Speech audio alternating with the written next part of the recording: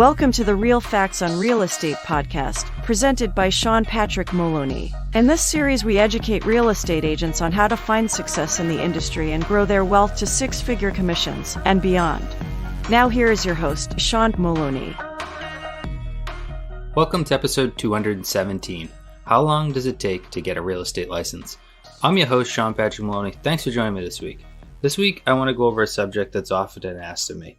People always want to know when they're thinking about leaving their current job or they're thinking about just getting involved in real estate, how long is it actually going to take to get the license? Like, what do I have to do to get the license and what am I looking at? So one of the first steps to getting a real estate license is to sign up for a state-approved course.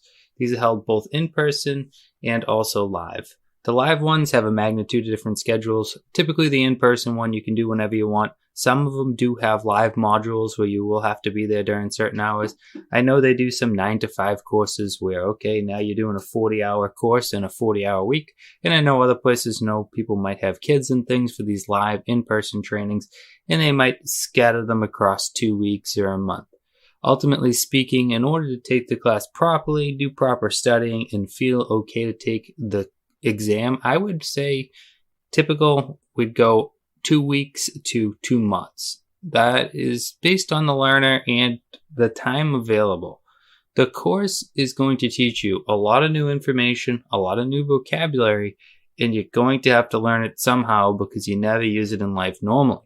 So putting that in your brain through studying and things like that, it's going to take a little more time than just the 40-hour course.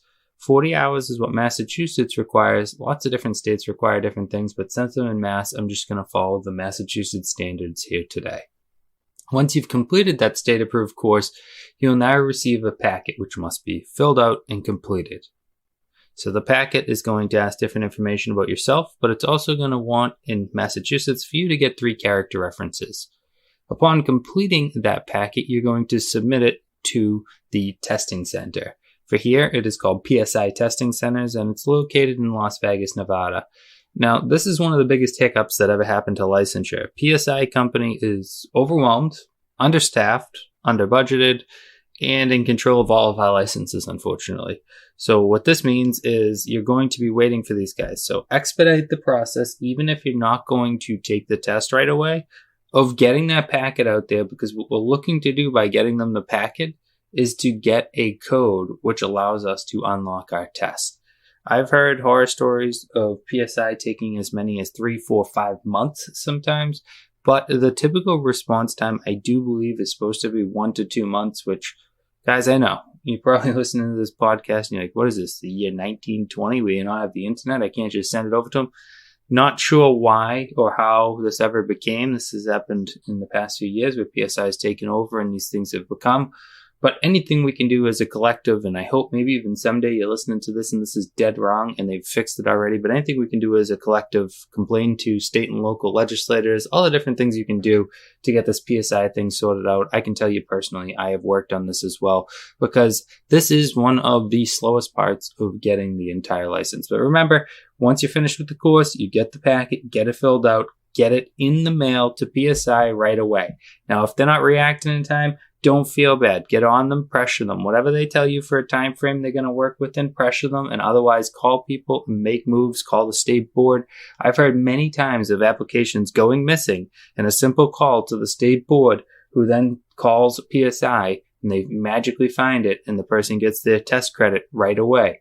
So be very careful with this group. I'm not trying to speak bad about them. I'm speaking honesty. This has been my honest experience with every single person I put through on that level. So once you get that test credit back, the test can be booked both online and in person, usually within days, if not even the same day if online. Upon passing, you may or may not receive a printed copy of your license. If you pass online or you pass at a testing center that isn't a print location, you're going to have to go elsewhere to get your license printed. This is a simple matter of just literally getting your license, because once you pass that test, you are licensed, but the physical copy of the license you go. Typically here around us, it's Fall River or Boston for the license, but they do change this all the time, so make sure, jump on the current testing center's website, which right now is PSI, but make sure to check that out and see where to go in order to get that physical license. Now, remember, the test can be done in person or online. Online tests are great, but they leave no room for error. When you're at home, there's a lot of rules you're going to have to follow as far as the computer and having a camera on and things like that. If you have children at home, things running around in the background, maybe a noisy environment, maybe just not the best place to take a test, go in person. It's worth it. It's worth taking the time and dedicating yourself to getting it done. Once you pass that test, you have two options. There is a state and there is a federal side to the test. So you can pass one or the other. So if you pass the state but don't pass the federal, or you pass the federal but don't pass the state, you do get that one section to your license, but you will need to retest for the other. But upon completing both, you now are a licensed real estate agent, which is really exciting. Overall, the journey that we've started has taken us somewhere between, at minimum, 1 month, and I can't say at maximum, but usually 2 to 3 months. So it's a safe bet to guess that if you're going to get your real estate license, a 2 to 3 month start early is definitely going to take down the stress level. Don't think that you can just jump in, get the license tomorrow. So, you got a friend thinking about listing, or you got some big development coming, or you've got a job change, or you're getting laid off. Get the license, sit there, and then get moving. In order to get moving, once you get the license, you do have to affiliate with a brokerage. But other than that, there's really no requirements upon getting that license. And affiliating with a brokerage is very, very easy. We'll go over that in another episode. Guys, I hope this helps you understand that getting your license in real estate is not just a one-day energy type thing. It's something that you're going to have to think about 2 or 3 months worth of energy put into it. So start the process, get moving, and reach out to us once you're licensed. I hope this podcast helped you better understand the process. If you haven't already done so, make sure to pound that subscribe button for me. And I look forward to talking to you next week.